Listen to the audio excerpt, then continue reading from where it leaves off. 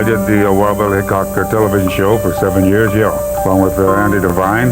Also, before the television show, I made 15 feature pictures. Hollywood once created the image of the masculine cowboy Guy Madison, who stole the hearts of millions of women. But unfortunately, his heart secretly turned to other men. Now, when his posthumous memoirs are published, the curtain of truth falls. It is no longer a rumor. This is historical truth. For the first time, the homosexual relationships of a top Hollywood actor, Guy Madison, are exposed frankly, without evasion, and the names mentioned will make you jump. California, 1922. In the midst of a resurgent America after World War I, a boy named Robert Ozell Mosley was born. Little did anyone know that decades later, he would become the cowboy icon revered by millions of Americans, Guy Madison. After serving in the U.S. Navy during World War II, Mosley had no intention of becoming an actor. But one day, while he was working as a telephone technician for the Navy at its headquarters in Burbank, a Warner Brothers director happened to see him. With his David-like appearance, strong jaw, stern eyes, and tall body, Madison immediately caught the eye of producers. The television series The Adventures of Wild Bill Hickok, 1951 and 1958, catapulted him to fame. Madison transformed into a heroic gunfighter in the Wild West. Millions of Americans sat in front of their TV sets each week to follow Wild Bill's journey. Behind the scenes of an industry that lives on ideal masculinity and the pretense of conformity, Guy Madison led a double life between Hollywood, the on-screen hero, and the lonely man afraid of being discovered as gay. During the 1940s and 1960s, Hollywood controlled every aspect of an actor's life, from his public image to his private life. Contracts often had morality clauses that strictly forbade any behavior deemed immoral. Any behavior deemed deviant, especially a different sexual orientation, could wipe an actor's name out overnight. In such circumstances, Guy Madison had to hide his true self. He was the model American cowboy, the heroic, handsome gentle, with women flawless. Movie magazines hailed him as the ideal male model. But behind the scenes, Madison was a different man, quiet, lonely, and torn. His private relationships were never made public. He loved quietly. Each love affair left him with deep memories. Secret gay romances, love under the mask of Hollywood. Ramon Navarro, peaceful love in the dark, Hollywood. In the late 1940s, when Guy Madison's career was soaring as a Western hero on television, he met Ramon Navarro, a once iconic icon of the silent film era. Navarro, who had become world famous for his legendary role in Ben-Hur 1920, was now on the other side of fame, living a quiet and private life. But there was still a charm and depth to him that Madison could not take her eyes off. They met at a small party in West Hollywood, a place where artists need a space to temporarily unplug from their roles in life. There was no explosive love moment, no dramatic confession. But after only a few meetings, Madison and Navarro were connected by a very quiet, very real feeling. There, Madison once said, "We had the peace that public life never allowed." From there, their secret meetings began.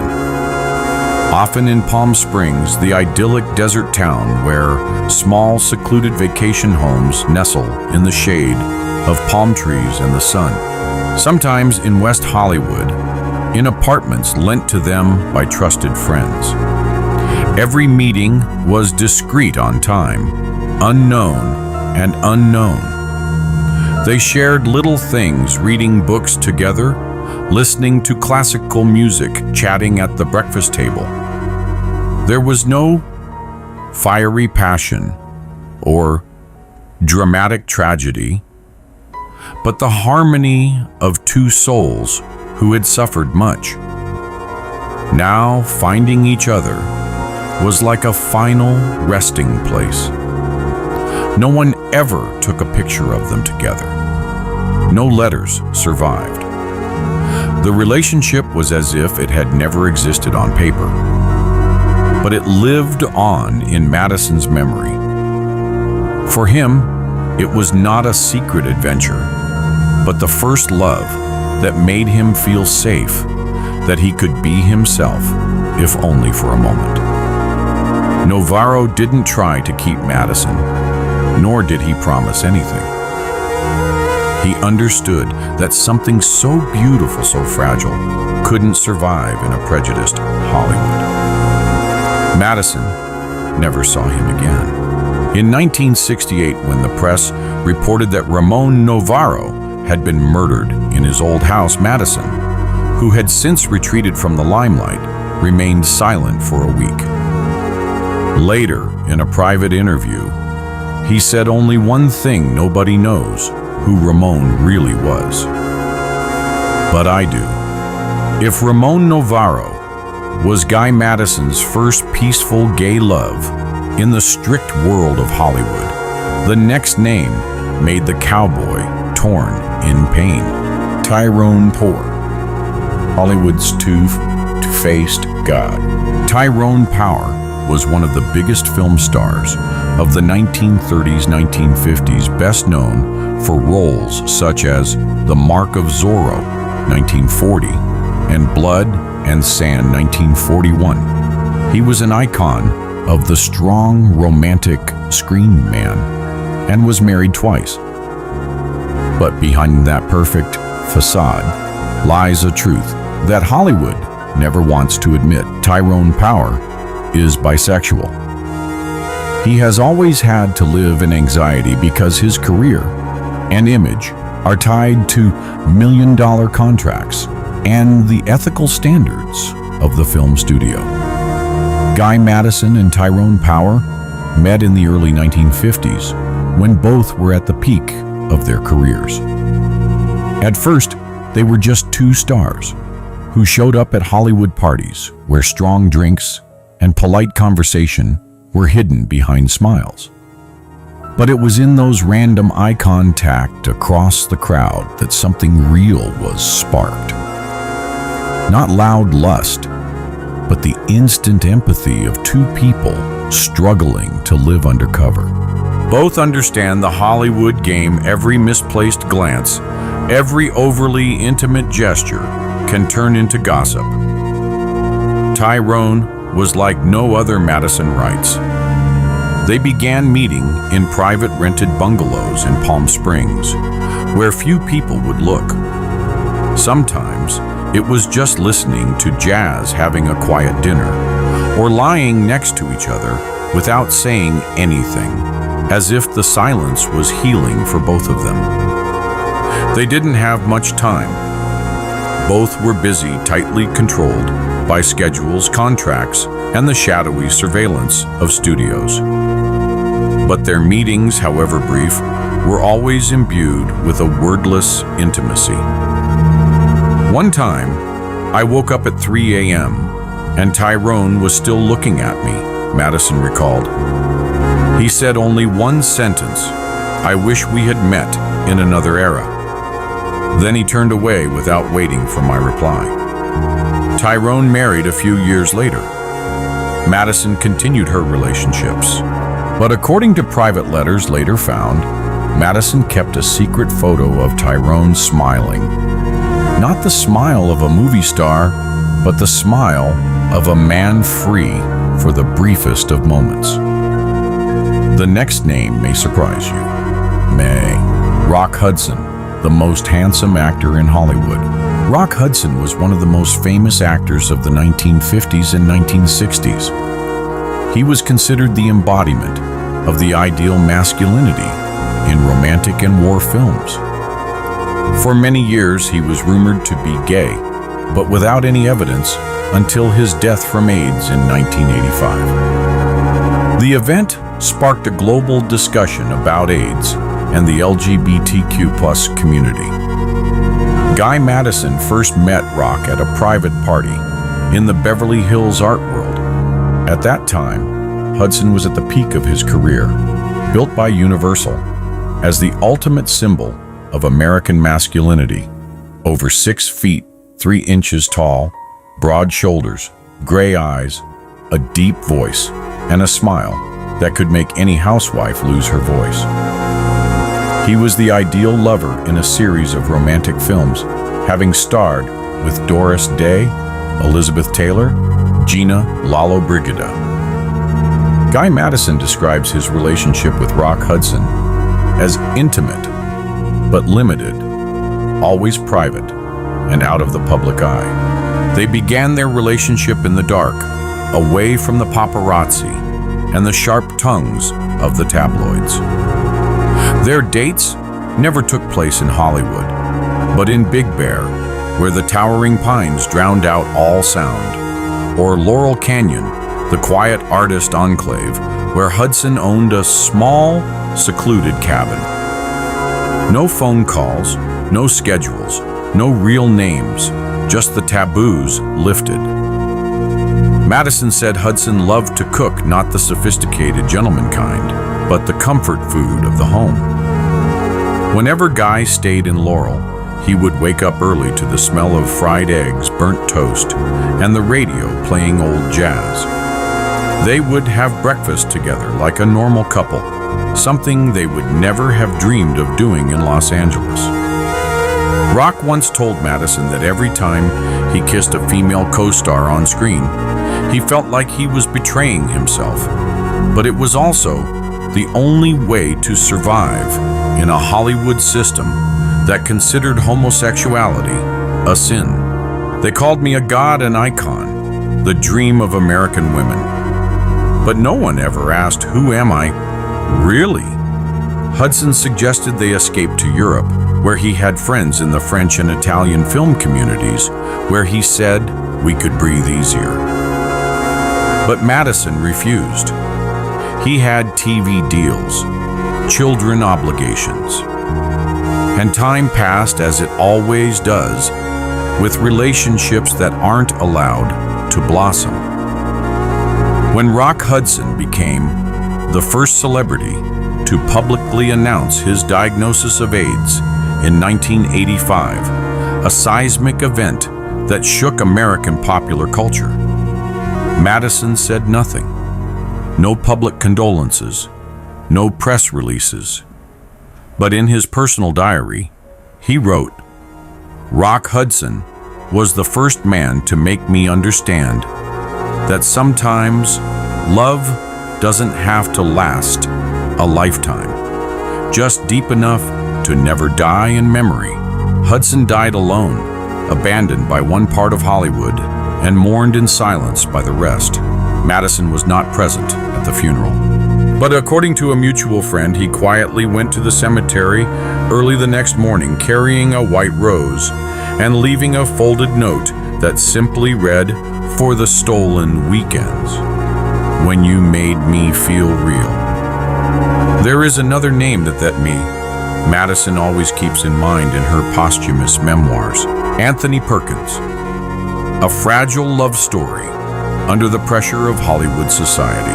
You came as quickly as the wind and left just as lightly, leaving a void in me that can never be filled.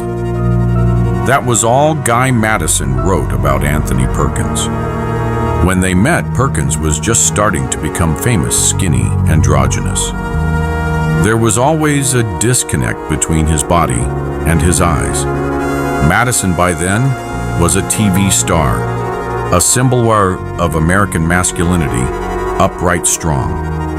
Perkins was in his early 20s, fresh off Friendly Persuasion 1956, and heavily promoted by Universal. Just a few years later, his role as Norman Bates in Psycho 1960 would make him a phenomenon. Perkins was considered the ideal nice guy of Hollywood.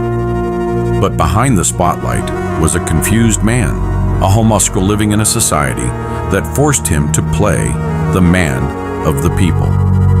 Perkins had relationships with several men, including Tab Hunter, Stephen Sondheim, and Rudolf Nureyev, all of whom he kept in the dark. He grew up with an overprotective mother and a cold father-son relationship, which contributed to his low self-esteem, lack of sexual orientation, and fear of long-term commitment. They met at a private studio audition where they were paired to read for the same part. Perkins spoke softly, not daring to look directly at her. But in that moment, Madison knew the boy was wearing the same mask as her. Tony was always on the run, Madison recalls. Even when he was sitting still, he was looking over his shoulder, as if he could hear the footsteps of approaching disaster. They met in the dark in a rented apartment deep in the Silver Lake area, where the small windows were always covered with curtains, where even the slightest touch had to be handled with care as if it carried consequences. Perkins lived in constant fear of people noticing the tenderness in his eyes for Guy, of reporters following him, of his name being plastered on bathroom walls with the hateful word faggot, as so many others had been. Tony always carried a small suitcase, ready to disappear if things fell apart. Madison, with its experience, became a refuge for the young actor who was trying to build an image of the ideal man under the hands of the studio. During the day, Perkins appeared with female celebrities at events. At night, he quietly rested his head on the shoulder of a man who was not allowed to exist in his public life. The relationship was short, 3 months, 6 meetings, more fear than kisses. But every hug was real. We never talked about the future, only the present, one moment at a time. Maybe he didn't believe that people like us could have a future to dream about. Madison didn't blame him, he understood. At that time, Perkins couldn't truly love anyone because he couldn't love himself. A man living in fear can't give completely. And a man suffocated by Hollywood's moral standards can't. Anthony Perkins then married photographer and actress Barry Berenson in 1973, tried to live right in the public eye, and had 2 sons. But even years later, those close to him confirmed that he still loved men. And his end was deeply tragic. He died in 1992 of AIDS, hiding his diagnosis until the last minute for fear of the media. Guy Madison never mentioned Perkins's name in public interviews, but in his posthumous manuscript, he wrote a single line under Anthony's name: "I never held his hand in front of the world." But one night, in the dim light of a desk lamp, he leaned his head on my shoulder and whispered, "Thank you for not asking anything of me. I have not forgotten." Love life in the dark. In mid-20th century Hollywood, there was no such thing as open dating for men who loved men. Those in the gay community, whether A-list stars or behind-the-scenes workers, were forced to live within a dual structure, a public image and a real life hidden behind the scenes. For Guy Madison, every relationship he has ever had has been in a gray area of taboo. My real life isn't in the movies, Madison writes. It's in the times when I have to pretend to be someone else every day. Such hypocrisy and concealment are not only a survival tactic, they leave lasting psychological